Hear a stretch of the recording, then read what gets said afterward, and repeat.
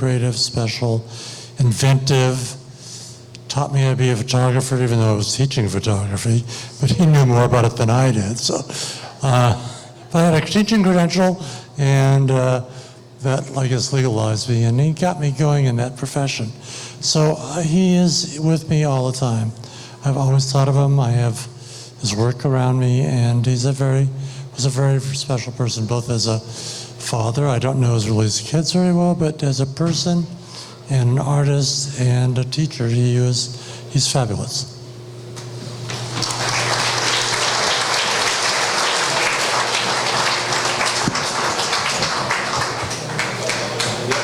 Hello, everyone.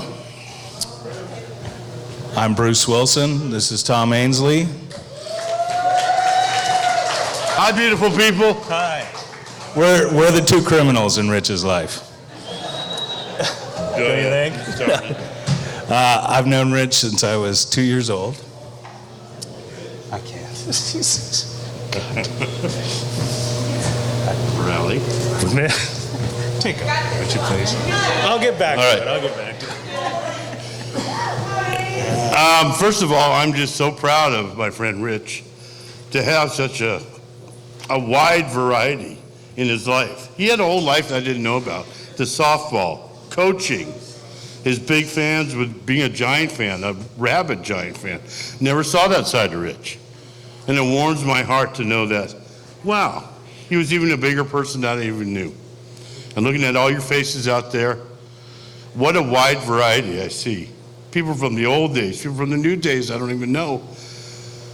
But he had that impact on us, didn't he? We're all here today. And I know he's smiling right now. I'm like, wow, look at all the friends and people I got together today. And that was Rich. And with Rich, it was all about the music, like everyone's been saying. He was a virtual vault of information, like everyone's been saying, very smart person. Retained that knowledge forever. He could bring up a song off an album. He knew what kind of guitar the guitar player was playing, what kind of speakers they used, when the song was written, and kept that knowledge. So whenever we had a question, we go, Rich, who was that on that one? Oh, and he'd go through the Rolodex in his brain and come up with it. Amazing. By the way, this really pissed us off about Rich, to be honest with you. We had to rely on him all the time, but it was about the music, and I'll go back to the very beginning. St. Helena, and I talked to Marie about this. We grew up at a very wonderful time. Innocence. 60s. You? Yes, believe it. Or not. You could leave your front door open, you could go out on your bike, disappear for all hours of the day, and you'd still be safe and come home. Those were the days back then. There was no crime. We were a community. We watched out for each other. And there were different enclaves of the town. I was talking to Phil about this. I grew up on Spring Mountain Road. Well, we had our kids there, the Calistinis, the John Conleys, and the McIntyres. That was our clique. Then you go a couple blocks away to Stockton Street, and you better be careful. You got the Wilsons, the Canes, the Del Bondios. Look out. So you better have an ally over there when you went out of your neighborhood. And then you went down to Hudson Street with the Cosettes, the Tauruses, the Lenses, the Sislers, the Bergstallers. You remember these people if you grew up with me. Little enclaves as you traveled about town. Even though it's a tiny town, there were different factions. And so when you traveled away from your neighborhood, you better know somebody in that faction so you have safe travels. Well, I became acquainted with the Canes, just an acquaintance, not close friends yet. Marie and my father sang together on this very stage at the Kiwanis Capades way back in the late 60s. Now, I didn't meet Rich or Mark or Phil or Mike then, but our family, my dad told me about them. Yes, she said, got a great voice and they're a great family. Later, as I went into that neighborhood on Stockton Street, you had to confront them and go, hey, I'm Tom Ainsley. Remember my dad sang with your mom? And so I was granted passage. And it grew from there. Carpy gang, football, practicing on the football field, acquaintances. It wasn't until I think I was in 7th grade and Mark was in 6th grade. One fateful morning, I was walking across the field to go to RLS, the junior high. Mark was coming from the other gate, and we met at the field in the middle. And I said, oh, hey, Mark Koehn, right? He goes, yeah, Ainsley, right? Yeah. What are you doing? Oh, not much. Listen to some new music, a new Beach Boys album. Beach Boys, do you like that? I like the Beatles. Oh, Beach Boys are better than the Beatles. And then it took off from there. But we formed a bond there. Mark and I at first were tight, and then eventually went to Mark, invited me over to the house. I got to spend the night. And then I met all the older brothers who were like royalty. I got to go up and spend the night and go to the upstairs room where they had all their albums, and this is like a music history class. I sat there and I listened. I didn't speak. I listened and took notes and let them speak. And they taught me why the Beach Boys are the best damn band in the world. Among others, they opened this vast plethora of bands I never knew. Lou Reed, Todd Rundgren, list could go on forever. That's a whole nother night. But it was about the music with Rich, and Rich could remember facts all the time. As time went on, we actually got serious about music and decided to say, hey, let's try and form a band. High school, he was the leader. And he asked me to join, and that was my turn. This is a two-man show, by the way. Thank you. All right, I can't talk about growing up with Rich because I'll start crying. So I'm going to switch it forward to Tom and I got together senior, end of high school, early college. And I'd always looked up to Tom and Rich and Phil and always wanted to play in a band. So I bought a bass and I said, Tom, we need to start a band. We found this phenomenal young drummer, John Cleek, who was just really awesome. And we started practicing in Joan Haynes. Our basement. Should I say our basement? Yeah. In Tom's basement. And we turned it to 11 on the amps, and the whole house would be rocking, and dust flying all over. We were absolutely horrible. Yeah, but we practiced hard. And Rich had gotten wind of it because, we're like brothers, and he's like a little jealous. He was in Oasis at the time, and he says, I heard you guys got a band. I said, well, we invited him over to the basement to come and, hear us. And he goes, you guys got a name? And I said, yeah, our name's the Foreskins. There were three of us. Honestly, it was really hard to get a job with that name. So Rich got jealous because I've known him all my life. I know that little sly look that he has in him. And I listened to his son tell him, don't let people tell you what to do. Rich has fucking told me what to do his entire life. So, I'm sorry, but that's the way that one works. When you're in a band and you're the shittiest guy in the band, yeah, that's what happens. So, and by the way, Tom taught me to play, so it's really your fault, to be honest with you. So we're in the basement jamming away, and Rich is he's got this little, I could tell he's starting to get pissed and jealous that he's not having fun with us. So he kept coming back and, he goes, you guys really need somebody who knows how to play a guitar. No offense, Tom. So we go, why don't you join the band? And as you can imagine, the Foreskins got their fourth member, so to speak. And Rich was nice enough, the Oasis band was nice enough to let us play at a couple gigs to open up Yountville Saloon and stuff like that. And they were very generous. And, Rich, we had so much fun practicing. I mean, it doesn't sound right, but the comedy level, and Dave can attest to this, our second drummer, handsome Dave over there, just hanging out. We used to practice at Tripoli Bowling Alley, if you guys recall that, with, hey, bowlers out there, all right, with Dick Morey and Bob Torres, and we'd all hang out and just, we never drank or did any drugs or anything. We did drugs and drank, yeah, sorry. This is getting horrible. So we started playing these gigs, and one of our first gig was with at the Yeager's brothers' mom's parents on Inglenook. And we got roped into a gig because the Yeager brothers wanted to sing. So we had our first gig, and finally we had to change our name because nobody would hire us, of course, obviously. And Tom thought of the Tone Champs, which I'm still trying to figure out why that was our name, but no offense. It was great. We had so much fun together, and Rich was brilliant. He had a beautiful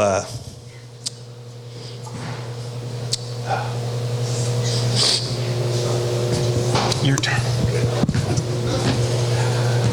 And back to the music, that's what it was about. And we had the gift of having some very special years, time of our lives. Yountville Saloon, playing with bands like Browness, getting to know Mike Beltran like a brother instead of just an icon.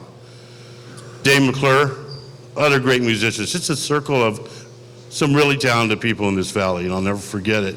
And Rich started all that by giving me a start and then eventually joining our band. It was the time of our lives.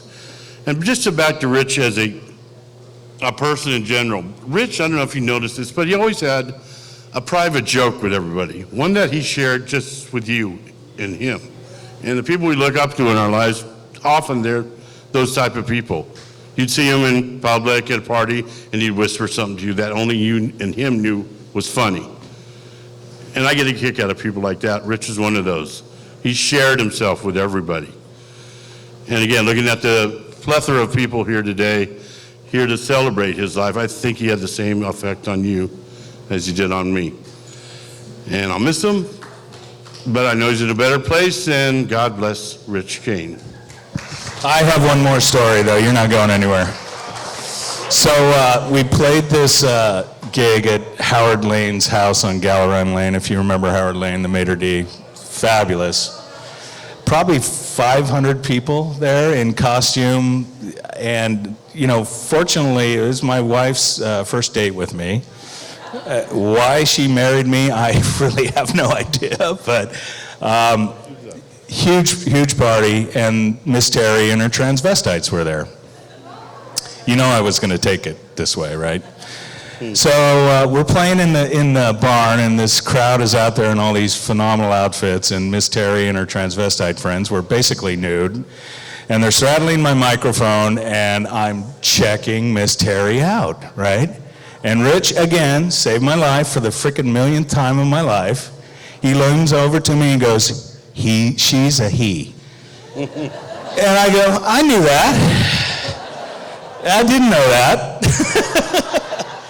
But she had a wonderful rack, and everything was great. And, I love Rich for that because it's his wicked sense of humor.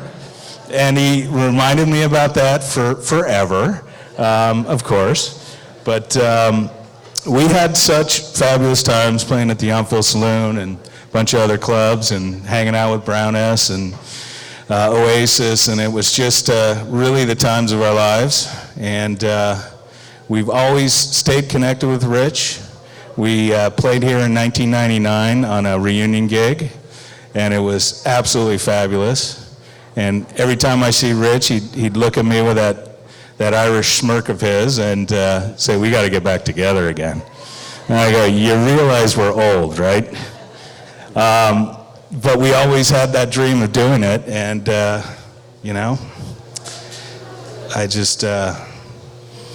I miss Rich. God bless you all. Thank you.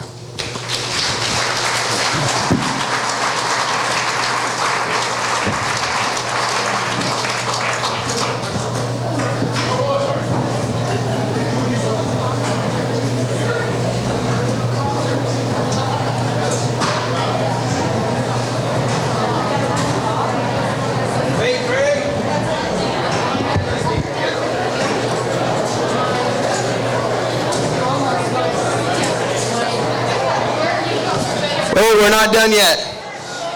Everybody, wait. All right. So, if anyone knew like Richard like we did, my brother and I, or the O'Brien family, he loved Jameson's. And if you guys want a shot at Jameson's, we have it. It's coming here on the cart. We're gonna have a little toast for Richard. It's coming in right now.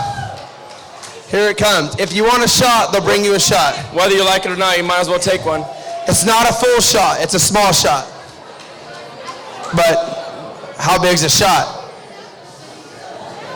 True. All right. So, raise your hand if you want a shot and they'll bring you a shot. And we'll wait and then we'll all toast for Richard. They're coming your way. Nice. This is good, huh, Troy? Is it good? Have you eaten it at all? No. Is that any good, Banana? Do you like this? I took one earlier. Wait, no, oh wait, I don't have one. Give me that. Oh, we gotta wait. Is that good? You like nice with that?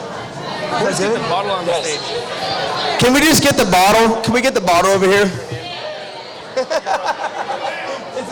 Yeah. Are we gonna need the bottle?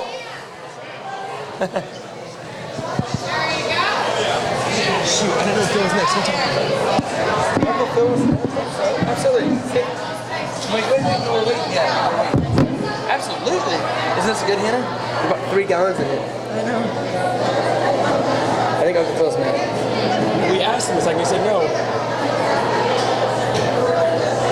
Wait, get Uncle Phil. Get Uncle Phil one. Get Uncle Phil one. Yeah, Uncle Phil one. Sam. One more for Bill. We're waiting. Is this not good, Banana? You love it? Yeah. This is my idea. Yeah. I can't talk though on mic. All right. Hey, is everybody ready? Is everyone ready? Uncle Richard! This is to my dad.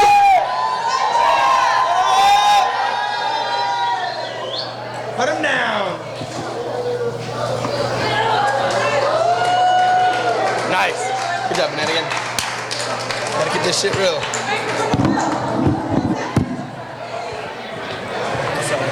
Oh no, it's fine.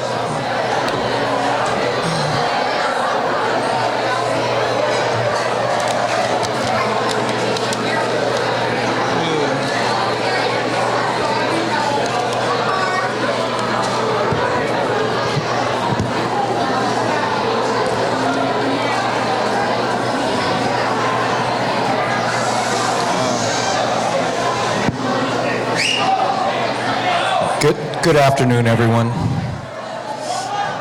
And thank you for coming to Richard's party. As far as I know, this is exactly what he wanted.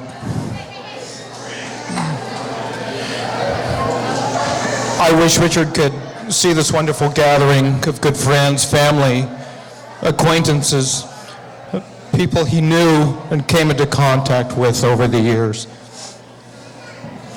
I have to hope he feels our presence today as we honor him with fond memories and remembrances.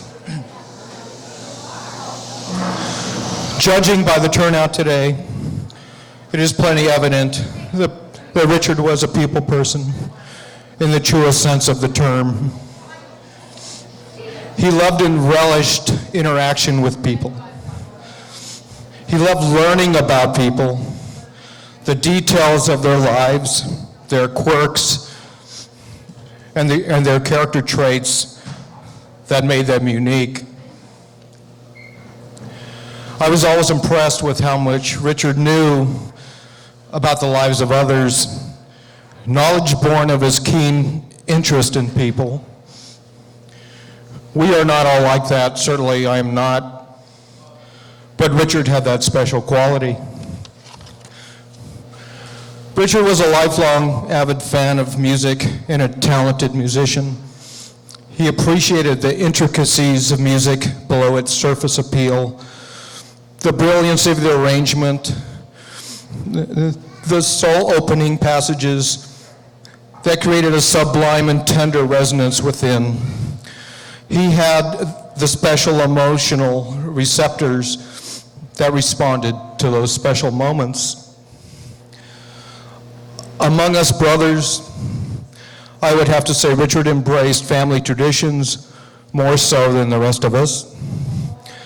He was always the most excited among us when family get-togethers were approaching. He carried the torch of our family traditions in many ways, including his expert preparation of an old German family dish called Prellkampst, a stew of sauerkraut, prunes, and bacon. I know you're all thinking, yum. This is a dish I came to like in later years, but only as Richard made it. When I first met Richard, he didn't impress me much. He was only 1 day old, and I was 3. But now he has certainly left an impression on us that will never fade. It must be said, I have to say that since diagnosis, Richard showed us only stoicism and grace, a grace and courage none of us could truly fathom. Richard never complained, and at some point he seemed to have reached an inner resolution, which possibly none of us were privy to. I will always aspire to somehow emulate that grace, that priceless example, the parting gift to us that we will always ponder in hopes of discovering the secret at its heart. Richard's courage is still a mystery to me, one I hope to understand someday. For many of us, the world looks different now. At least it does to me. Absent my brother Richard, it is not the same place. I and others, of course, will have to learn to live in this different world, although we desperately want to go back to the old one.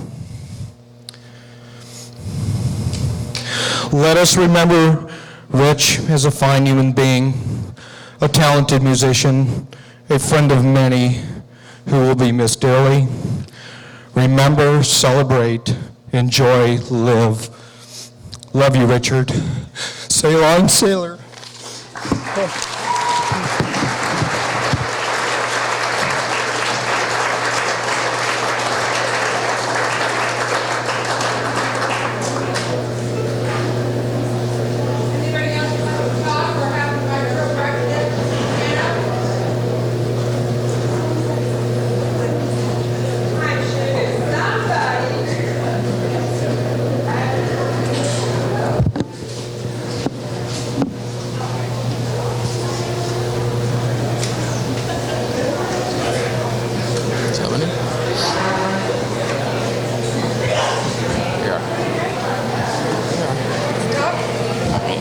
Megan? Todd? I know you want it.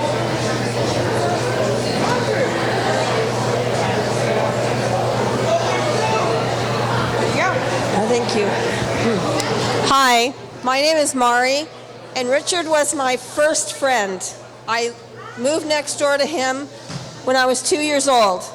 He was at my 3rd birthday party, and he's the only kid I remember being there. He went to kindergarten and left me, but there was a visitor's day, and I don't know why I got to go because I was only 3, but I got to go, and I wasn't afraid because Richard was there. We moved away soon after I turned 4, but we came back to visit often. My mother would say some Sundays, let's go over and see the Koehns. I remember Michael as a shadow, Philip as someone that we bugged, and Mark, oh, he was just a little kid, a whole year younger than me. And we were pals. And then we moved to Michigan. And a couple years later, my mom brought my brother and I back out with a girlfriend, and we camped in the Koehn side yard in a tent. I don't know how the Koehns felt about that, but Richard was just the friend he always was. Always the gentleman, always kind. We never fought. We never ever fought.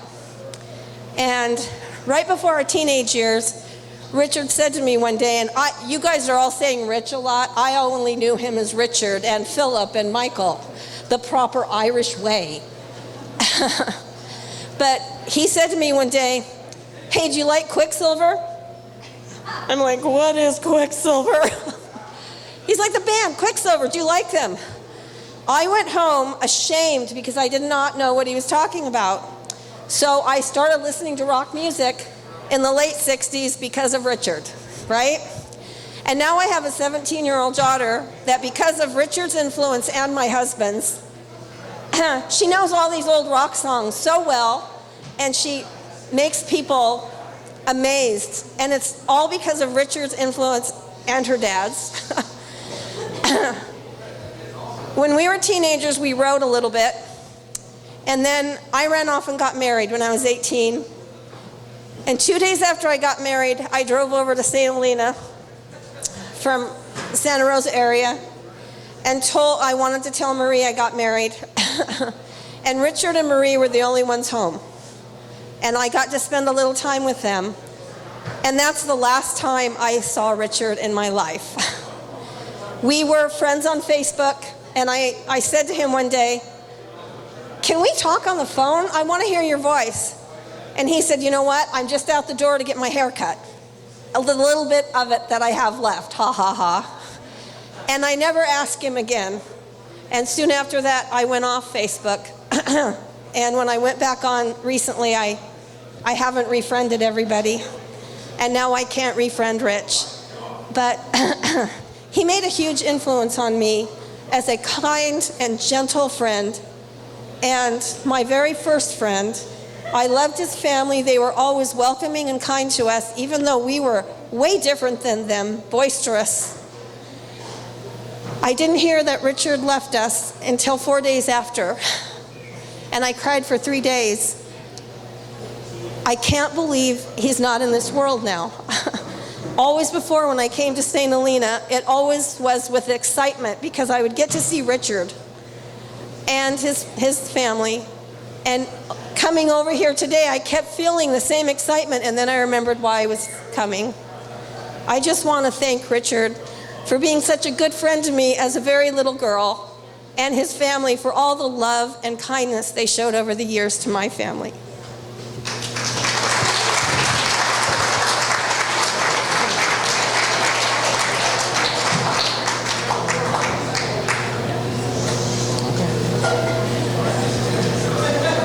Anybody else?